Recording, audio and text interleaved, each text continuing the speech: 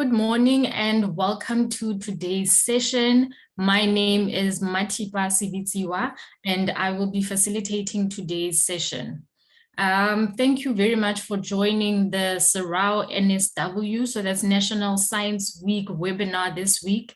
We have had a wonderful week of wonderful talks from very incredible speakers from the South African Radio Astronomy Observatory.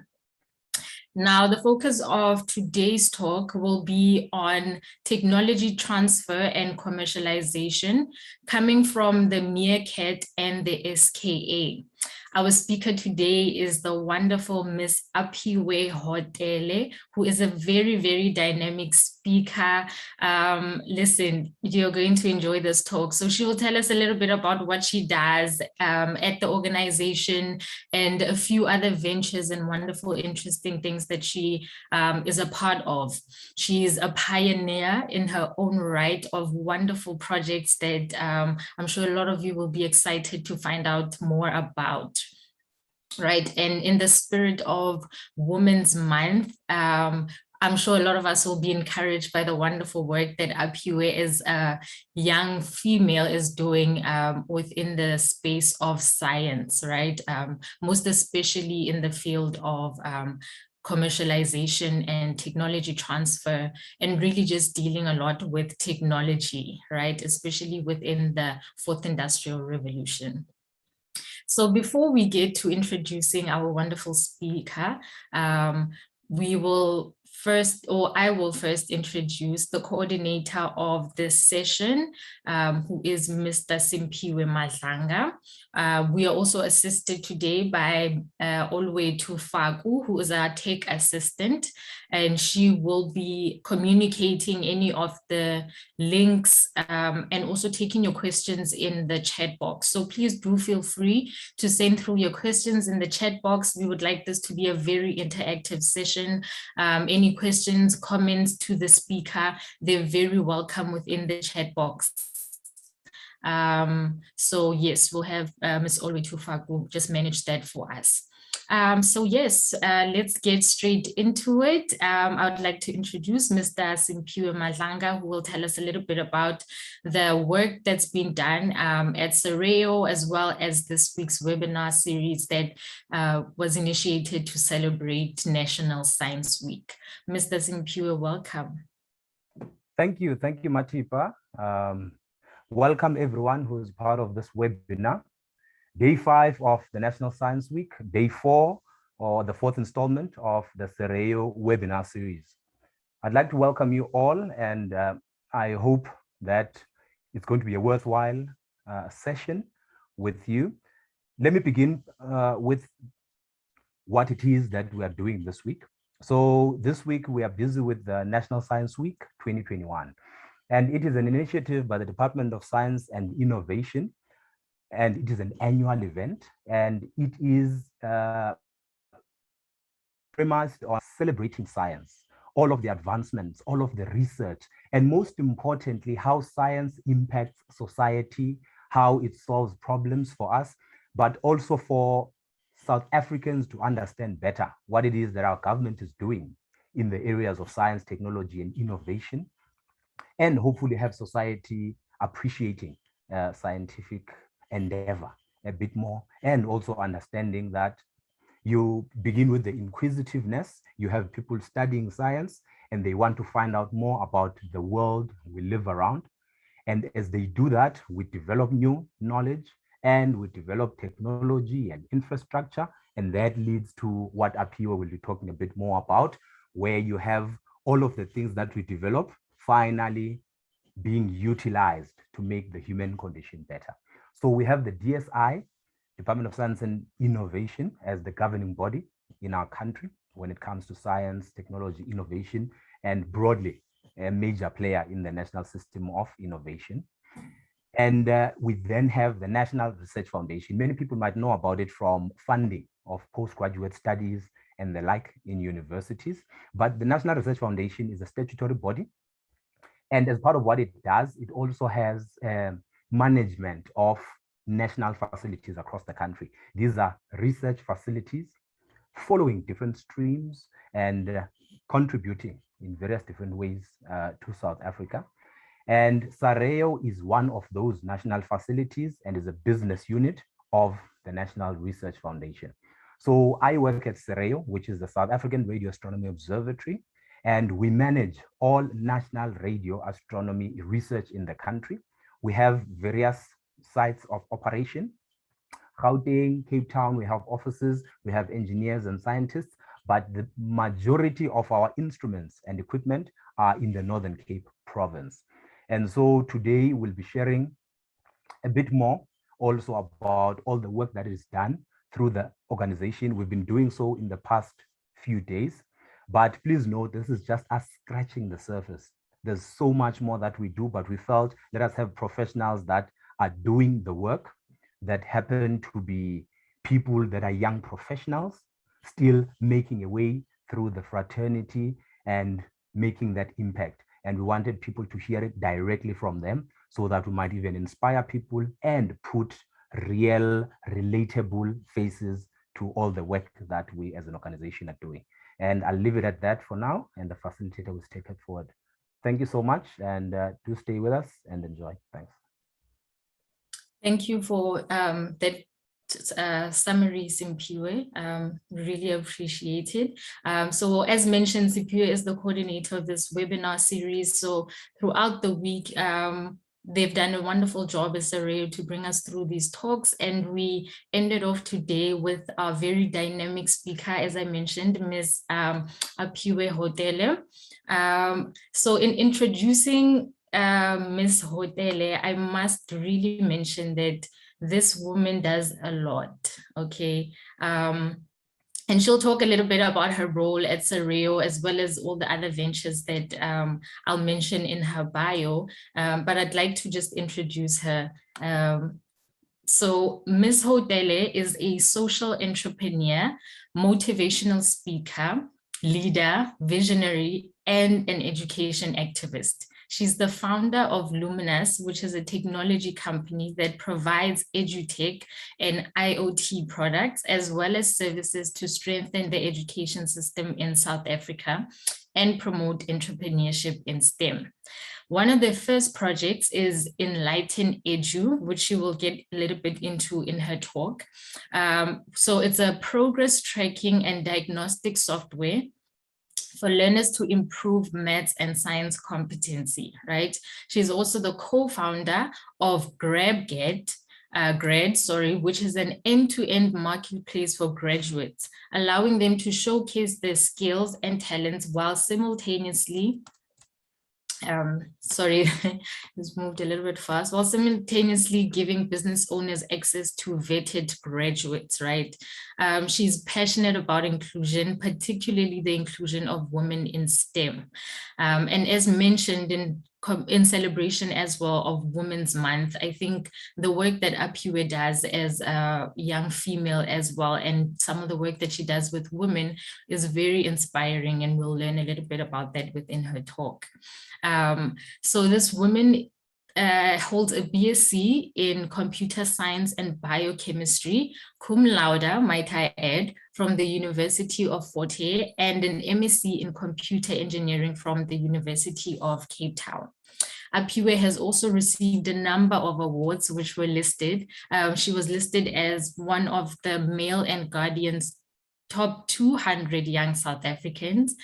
She's listed as News 24's 100 Young Mandela, and was named as the top inspiring woman in ICT. So I tell you, we are about to hear from a very dynamic and incredibly inspiring woman in the field of technology. She also in 2021 received or was recognized for the National Youth Development Agency as a trailblazer. So Aphiwe, without further ado, and allowing you sufficient time to truly delve into a lot of what you do, please do take it from here, and we would love to hear from you. Welcome, and yeah, let's hear about you. Who are you, where are you from, and all the wonderful dynamic things that you do. Thank you so much, Matipa. Thank you so much for introducing me. That is so kind of you. And thank you, Simpiwe, for inviting me to this, right? It's quite interesting. I'm quite honored actually to be here.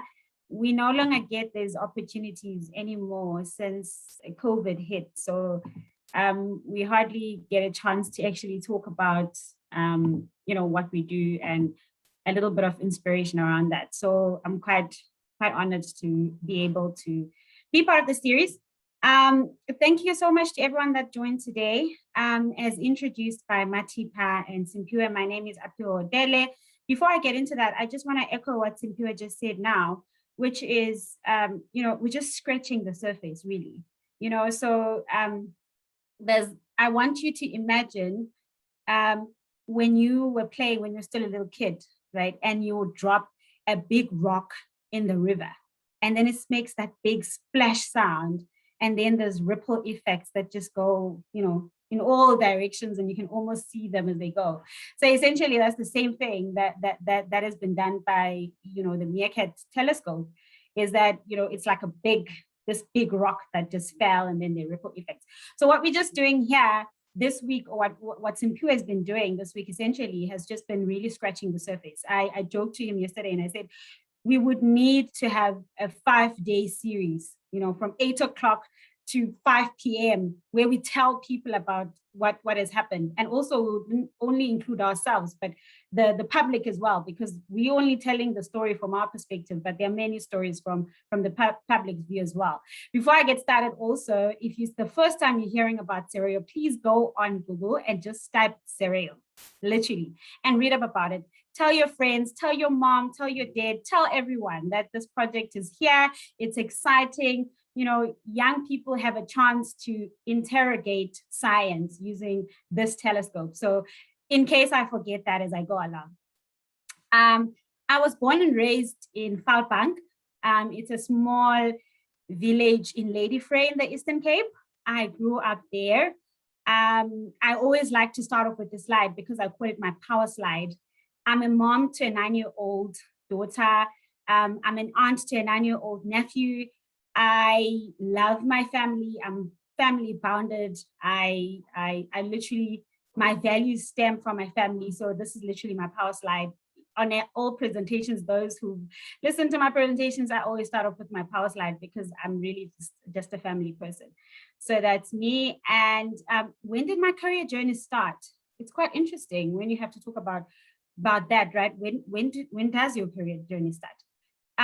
So my journey started in grade 12. I'm going to start off from grade 12. Growing up, actually, I wanted to be a medical doctor. I wanted to be a medical doctor so bad. It's not even funny. I think the reason why I wanted to be a medical doctor is because I had drawn so much inspiration from our family doctor, who is a female. And every time I would walk in, in her surgery, I'd be so inspired at how she was able to accomplish so much. And also she's female like me, so I could identify through her. I think more than anything at that time, on a broader scheme of things, I actually wanted to help people. But at that time, I thought the best way to help people was through being a medical doctor. Little did I know. Right. So I did not have a maths and science teacher from grade 10 to 12. I taught myself mathematics essentially. So when I got to grade 12, I managed to get a level C. That was not good enough. Sorry, didn't cut it for medicine. So I couldn't make it to medicine. I remember moments earlier on to that, I was really depressed. I remember telling my parents, I'm an atheist. I'm done with church. I don't believe in God, and so on and so forth. And I think more than anything, I felt failed by the system because I was like, even though I had managed to teach myself mathematics, right? Like, wasn't that good enough? But in the grand scheme of things, it wasn't, right? So I didn't qualify to do medicine. I said to my parents, I'm not going to school. I'm actually going to stay here. I remember moments when I look back that when my parents were so worried to a point where they would take turns to come back from school. So both my parents are teachers. So randomly at about 12 o'clock, I'd see my dad coming home and I'm like, but school's not out yet. I think to some degree, they thought maybe I was going to kill myself or something. Surprisingly, so in front of our home, we've got a school, Kumlani Senior Secondary School, and we've got a community tap. So I used to go and get water from the community tap, and literally each and every time I would hear people, like students, talking about how they're going to quit mathematics, how they're going to quit science because it's so difficult, and so on and so forth. This one day I went to the tap and I was talking to this young lady, and she was like, no, I'm done with mathematics. It's so hard. We don't even have a teacher and whatnot. I think on that day, it actually dawned on me that I'm actually not alone. There are so many of us, literally, there's so many. You know, if I'm going to stay in my little corner, then who's going to solve the problem? Who's going to tell our story, right? So I remember that day I called my dad and I said, I think I want to go to school. My parents were so excited to a point where the next day they were like, we're going into the cab, we're going to the University of Forte, we're going to look something for you. It was mid-February, I think. I was fortunate enough at the University of Forte, they had what they called pre-medicine at the time, which was, so I joined the University of Forte, and we were essentially supposed to, the good about that program is that you do all the modules at the first year, right? So I did all the modules and I fell in love with computer science. I knew computers, I had seen computers, but I didn't know there was a field as computer science. So by the end of the year, I said to my parents, well, no, I don't want to do medicine no more. I'm fine, I'm going to stay here and I'm going to do computer science. I think what had also happened is that I had realized that there could be something I could do for the people that back in my village with regards to the problem that we had. So my journey started, I received funding from the Industrial Development Corporation for my undergrad. And then I used to occasionally work at the University of Forte for LK8s. I was a facilitator there. I also used to tutor computer science. In 2015, when I finished my honors, I joined CEREO through the Young Professionals Development Program. I joined the science data processor team, and I was the science processing developer, sorry. So when I joined CEREO in 2015, we were the first batch of the YPDP program. It was quite interesting at the time. And so the way that the program works is that you have to work and also expected to get your master's in the process.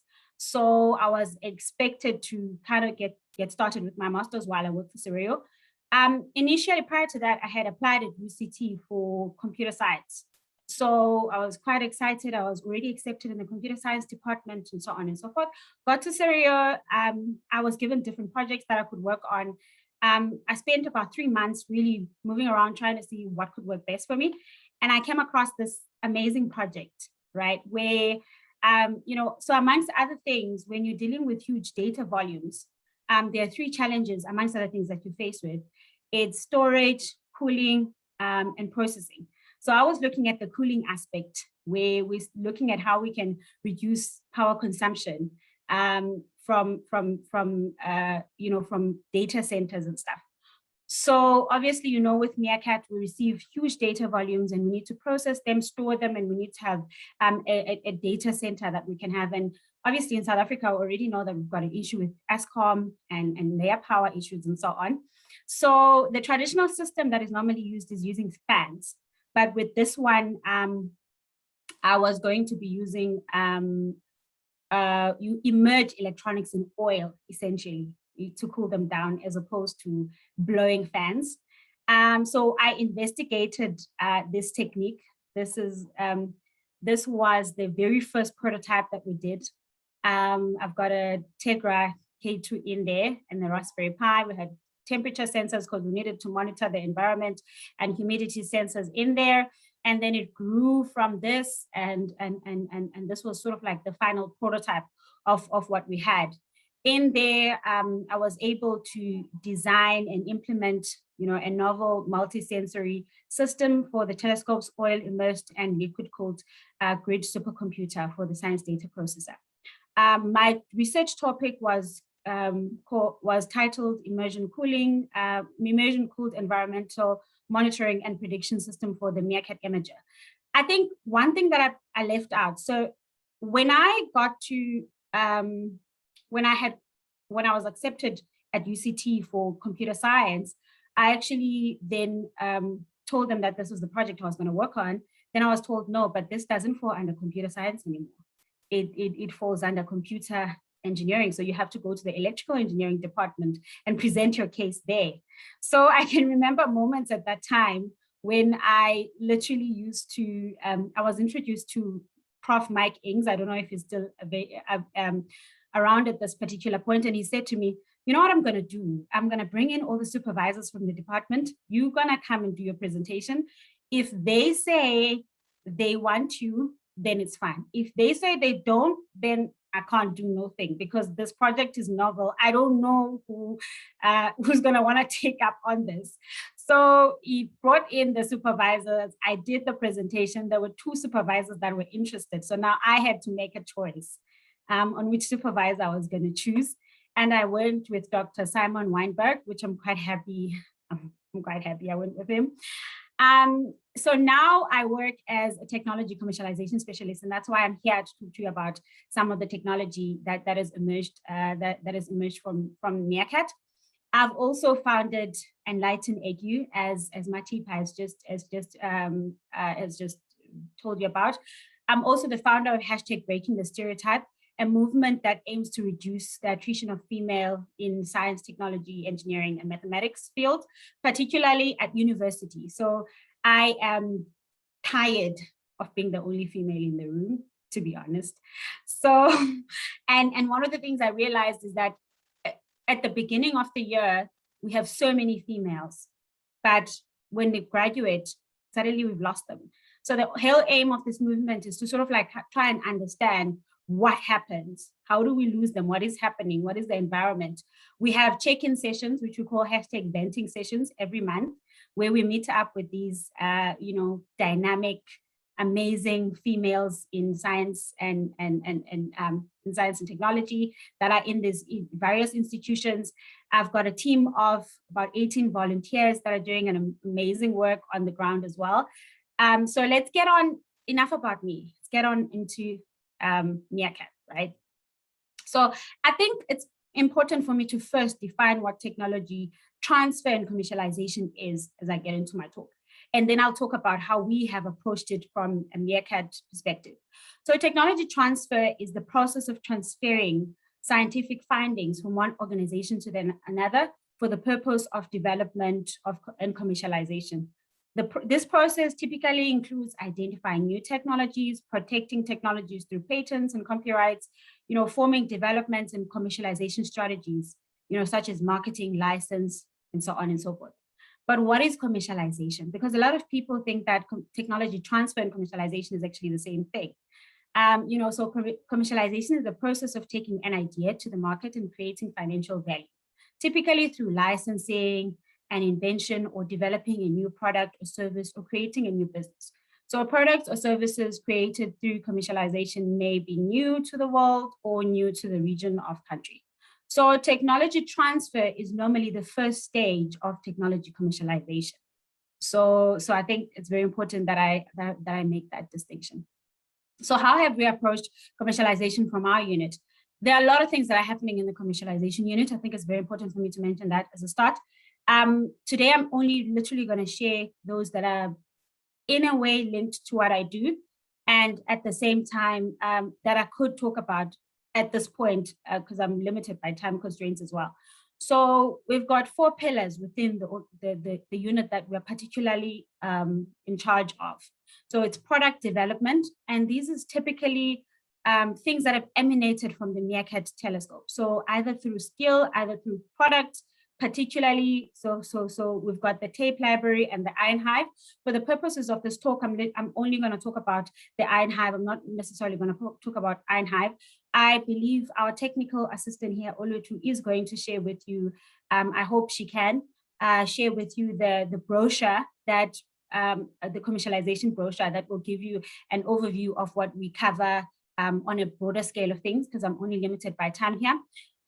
We've also got local client projects. So the client projects actually look at how can we transfer the knowledge and skill that we had from the MeerKAT to applying it into other people, in assisting other government or public entities, right? And I'm going to talk a little bit here about the Census Data project, which I'm currently leading at the moment. Another typical example is the National Ventilator project. I'm also not going to talk more about this, but I think it's a typical example of how we transfer the knowledge that we acquired typically from MeerKAT, but we're able to apply it, on another big scale project, because through commercialization, if I can put it like that. The other thing that we're also in charge of is local economic development in the Northern Cape. So these are regions, it's 4 regions that are surrounding the telescope. It's Van Wyksveen, Blantyre, Carnarvon, and Williston. So we call this the Astro Regions. These are the people or the communities that are surrounding the MeerKAT radio telescope. And then the last one is Starbuzz. So Starbuzz is an innovation challenge for staff. So where we encourage innovation from within Sereo. The first Starbuzz that we had, employees were given a set of money. Well, not necessarily money, but it's like, you put it as money, if I can put it like that. Then different employees came up with different ideas.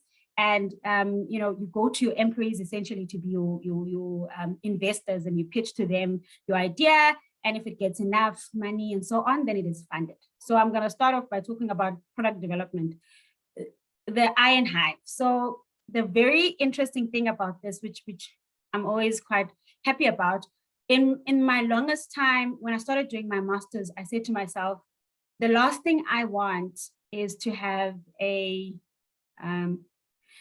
project that is archived, is to work on a project that's going to be archived in some university somewhere. And I was fortunate enough then to start working with Sereo and working on this immersion cooling project with them, which then led into an actual commercial product. So this product actually emanated from my research for my master's. We're working on it as various people at the moment. I'm not the only one working on it. At this particular moment, but it's the research formulated particularly from what we had from my research essentially. So it has evolved into what is called the Iron Hive. This is an energy efficient compute. So it's hyper-converged platform, which means we've got storage, processing, and virtual connection in a single board. I like to call it a mobile data center. So essentially, you've got everything that you need in your data center. It is still immersion cooled. It provides exceptional energy efficiency and avoids the need for an expensive data center infrastructure and provides substantial in-band storage. So what we are looking into selling this particular product to, which we've already started, is we're looking at a case of telemedicine. So essentially in telemedicine, a lot of communities that are in the rural areas, they don't necessarily have access to good infrastructure. So if they can then have, access to this, compute, which will assist them with managing their telemedicine, files and stuff on the back end. We are looking at an option of also making it solar, so that it is, it is run purely, it's got an aspect of solar into it, particularly because of the areas that we're looking at, so that if those guys don't have power or anything like that, then it's not, then they're not affected by this. So it is still in development, and we're developing it as we go along. And we're hoping by sometime this year in September, we'll probably, hopefully, maybe towards the end of the year, actually, maybe not September, we'll hopefully be able to have our first prototype in Carnarvon in the Northern Cape. The problem, obviously, that is depending on COVID. So we're really dependent on COVID.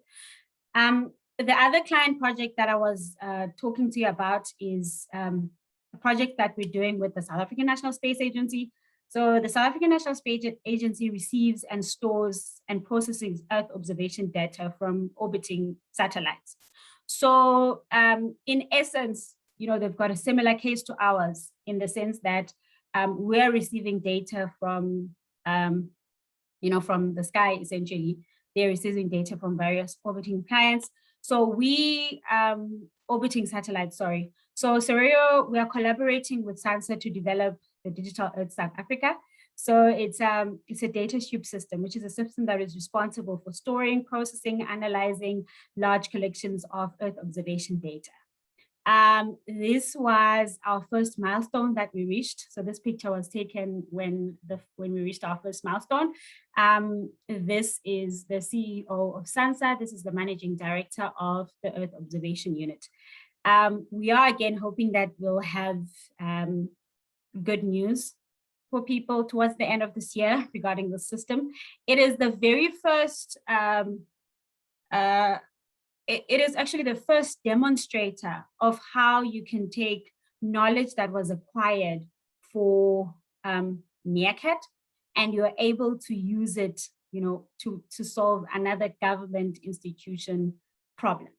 And we're hoping that we'll have more of these projects in the future with more government institutions, because the knowledge that we have acquired at Cereo essentially has to, in a way, be able to benefit our own, our own environment and our own South Africa from public sector and both private sector perspective.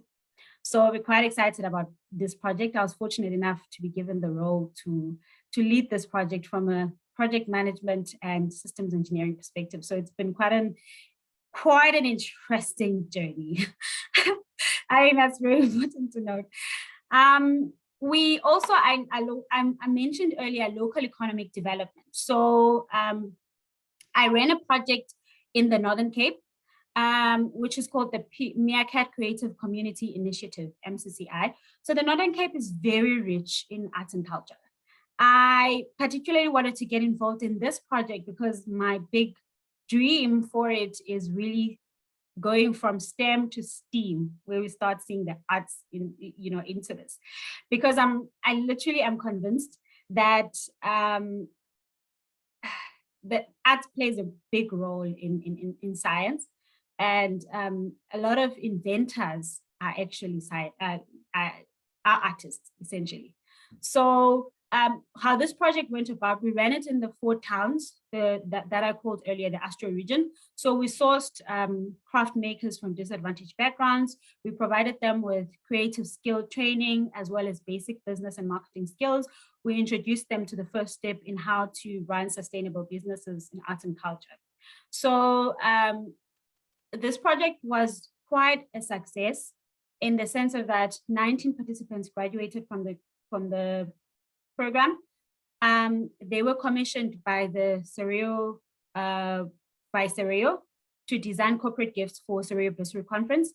So these guys are also the main people that Cereo goes to first when they have any corporate gifts that are going to be purchased. They are first go-to guys, and some of the participants sell their products at CDI Craft and Design Hub at the VNA Waterfront. So if there are any of you here that are in Cape Town, please check it out. We've actually got our own stand at the CDI VNA Waterfront. So please go there and purchase some of our products. The graduates will be registered as a cooperative. So that will allow them to function as a structure and access external funding. So we're in the process of doing that. It was quite a very interesting project that I actually got involved in. It's not a project now, it has moved into a program. We are in a way of collaborating with SKA. So this is the bigger organization that manages the SKA project, to see how they can buy some of these products to sell in the UK, because apparently there has been interest in these products from the UK. So we're quite excited about that. The second program that we ran is Career Enterprise Development Program. So I want you to imagine, right? I grew up from a home where my uncles are, they built houses, right? Where they learned that from, I don't know, but they built houses, they built a home. They are well known in the community for building houses, right? But these people are not registered. They don't have experience. They have a lot of experience, but it's not documented because it just comes from my neighbor, your neighbor, and so on and so forth. Now imagine this big project coming at, in your backyard, and these people are saying to you, well, in order for you to qualify, you actually have to A, be a registered business, B, have references. C, you must, you must complete tender documents, and so on and so forth. This is daunting for these guys. These are guys that just carry wheelbarrows and shovels. They know how to do the work, but essentially they don't have all of this documentation and so on. So a lot of what we had to do was to start preparing these guys so that they are able to participate in SEREO opportunities, because SEREO, unfortunately, is a government institution that is governed by PFMA and has to follow all the rules and regulations of the PFMA. So that is why we then started this program, to then say to these guys, you need to start thinking like businesses. You need to start, thinking like businessmen, essentially, and start having business acumen and so on. It's still quite a journey, to be honest with you, because these guys are illiterate. A lot of them, they can't read or write, and that is the reality of it. So it's big for you to come to them and say you have to complete a tender document. It's a lot of work. Even an RFQ is just a lot of work, So one of the things that we've also done is we've hired someone through the Northern Cape SMME Trust. This is an NPC that it works in the Northern Cape. So we partnered with them so that they can assist these guys more on a much more frequent and regular basis.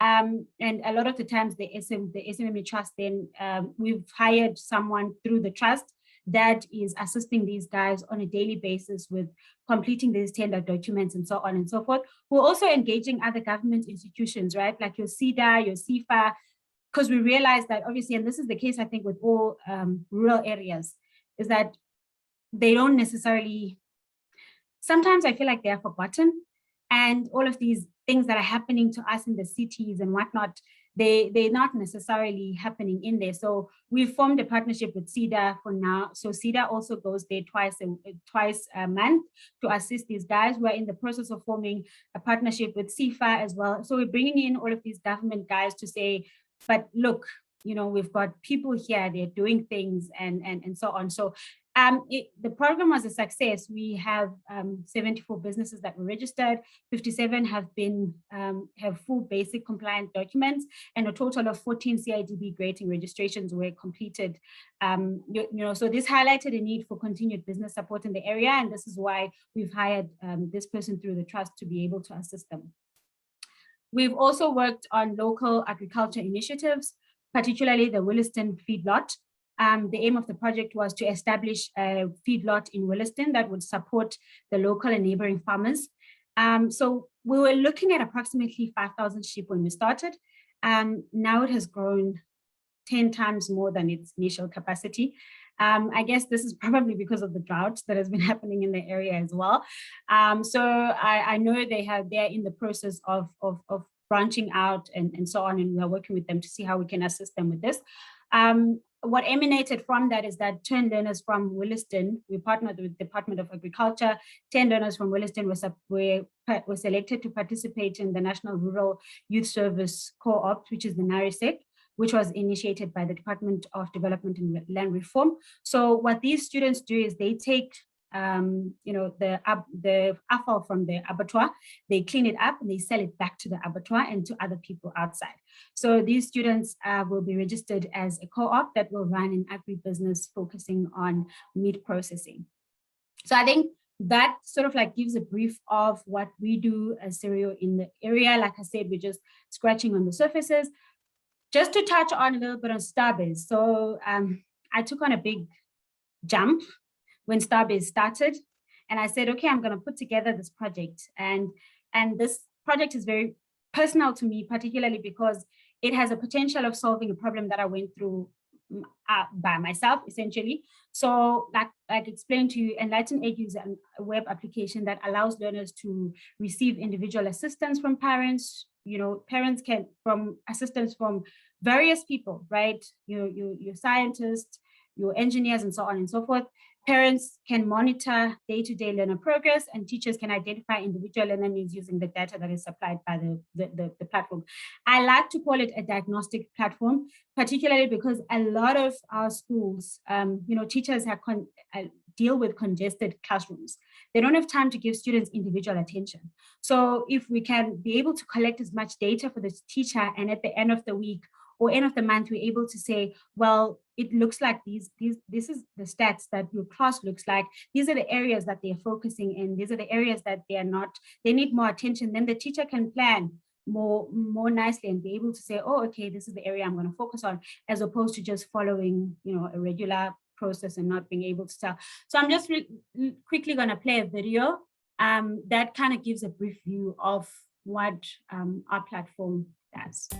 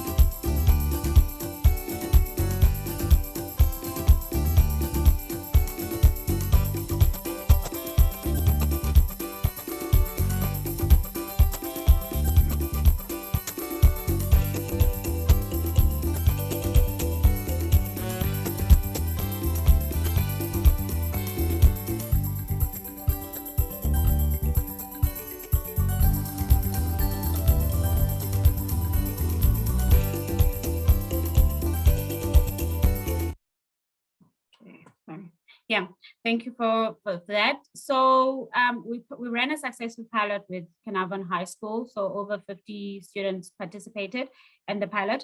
We are particularly targeting schools and tutoring companies mostly, so that a lot of tutoring companies use a traditional method where they have face-to-face channels, but we want to see if we can't be able to assist them through this platform. So at this particular moment, we are in the phase of literally selling the platform. So if there's anyone here on the call who is interested, that's our website, Facebook, Instagram, and Twitter. You're also welcome to reach out to me personally. I will end off by just giving you about 6 of my own things that kind of like keep me going from time to time. 1, respect. So respect goes a long way, right? So respect yourself, respect me, respect others. I like to say that respect, it's not just about you respecting your parents, you respecting people that are superior to you, but you're respecting people because they're human, right? Just because someone is a human, they actually develop respect. 2, believe in yourself, love yourself. You were born for a purpose. Every situation you go through, you have the power to overcome. All you need to do is to believe and trust in yourself. Trust your instincts. I cannot tell you how many things I've just done just by trusting my instincts. Sometimes it doesn't work out. Sometimes it does, so what? Master money consciousness. So invest your time in learning about money, how money is made, how money acts, how to manage and grow money. Start building up your assets. Money is not the answer, but focusing on making money will make your life easier, for yourself and for generations to come. Don't try to be important. I say this, I can never say this hard enough. Don't try to be important. It's never about you. In most cases, it's hardly about you. Your ego will demand attention. Ignore it. Serve anyone without expecting anything in return, not even from your parents. Don't expect anything from people. Amazing things will happen once you shift your mindset and start enjoying helping others. You will see how playing it forward comes back in the most beautiful and unexpected ways, right? So fear nothing. You have no limits. If anyone tells you you can't do something, they are showing their limits, not yours.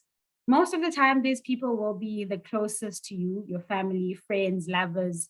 Love them. Please do. but don't listen to their limitations of you.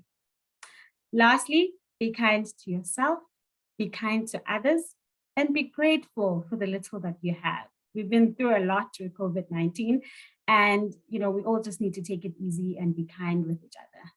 The last thing, always remember the true definition of success is the accomplishment of an aim or a purpose.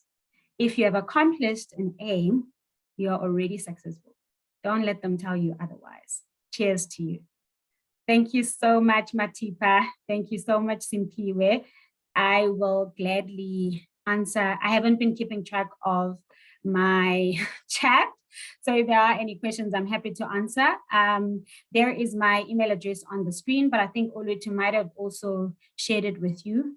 So I'm happy to connect with you on LinkedIn, Facebook, Twitter, any social media platform. And yeah, so I guess that's it for me.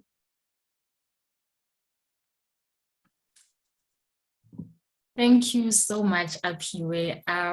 You are a dynamic young female, and as I was saying before in your bio, that we were really keen and interested to hear what you had to say about all the wonderful work that you do in tech. Again, to all of our audience, if you guys do have any questions, please send them through in the chat for Aphiwe. There were some wonderful comments that came through that were noted while you were speaking. So Sue Ann said, well done to you on the project. It's a great innovation. And I think that came through when you were talking about Enlighten, if I'm not mistaken. Thank you. So, let me just go up and try and check. Okay, so there was also a wonderful comment from Bafedile Khwadi. I know Ms. Bafedile Khwadi personally as well, so welcome, it's good to see you.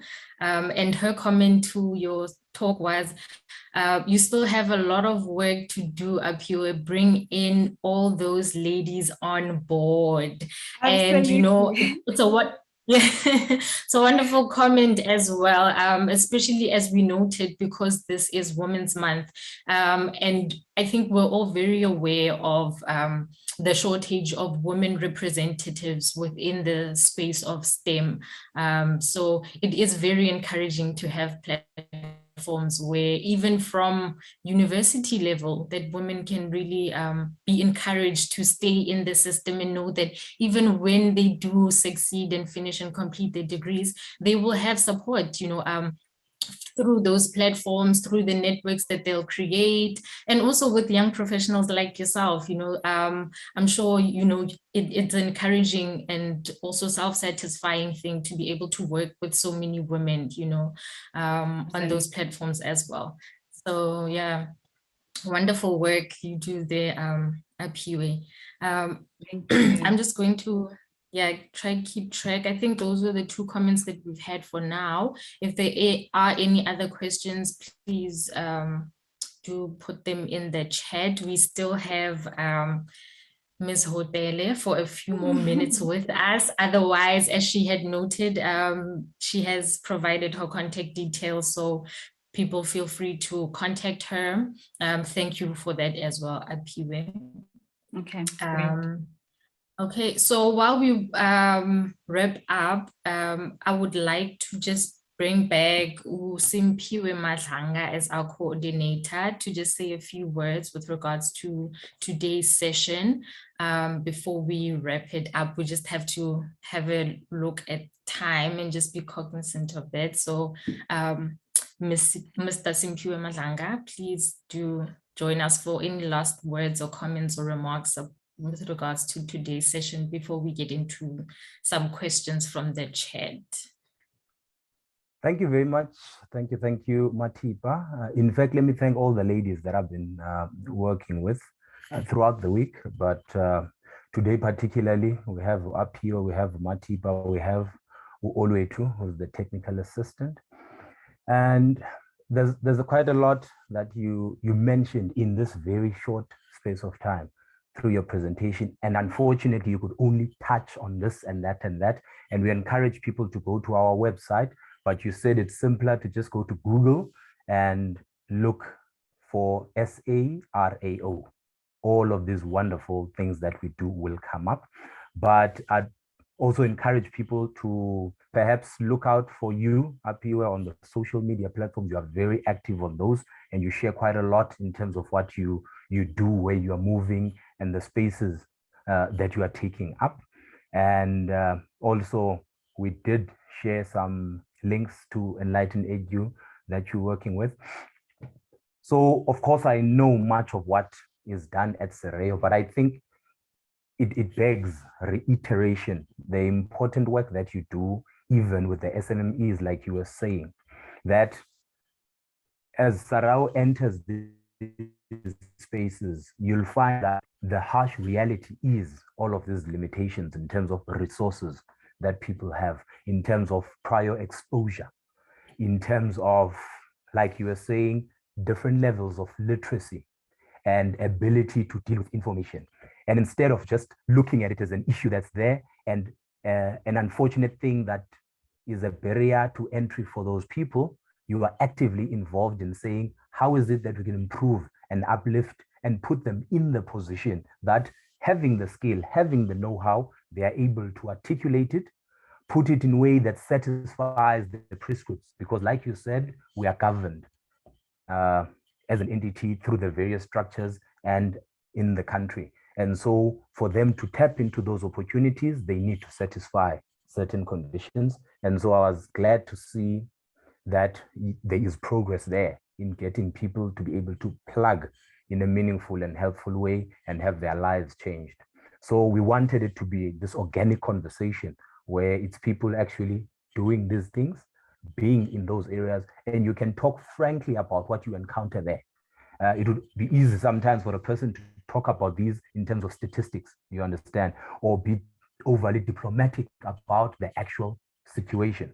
So you yourself coming from the rural areas in a different province, being in that particular province, seeing certain similarities in how people live, the limitations that are there, and being able to have these honest conversations with them so that even today you are able to share with us the issues that were found and are on a continuous basis being dealt with so that overall things might be improved. So I felt that needs highlighting once more as sort of a wrap up.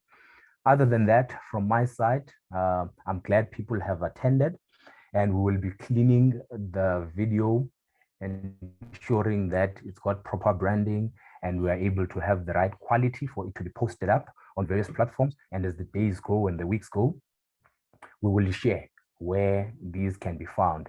I believe it's timeless, some of what has been talked about here. It's not stuff you could easily say gets dated. It's very important, and whoever would come across whenever, it's significant and important information to know. That is all from me. Thank you, Matipa, our facilitator. You can take us further. And I do note that in terms of the time, we should, in earnest, be trying to wrap up. Thank you so much. Thank you for that, Aphiwe. Yes, indeed, having a look at the time, I would just like to mention two other comments that came through. Aphiwe, okay, so we have a comment here from Mutembela that says, I have finally heard your awesome work about your research, Aphiwe. How wonderful. It's so encouraging, you know, to have people really just commend you on the wonderful work that you do.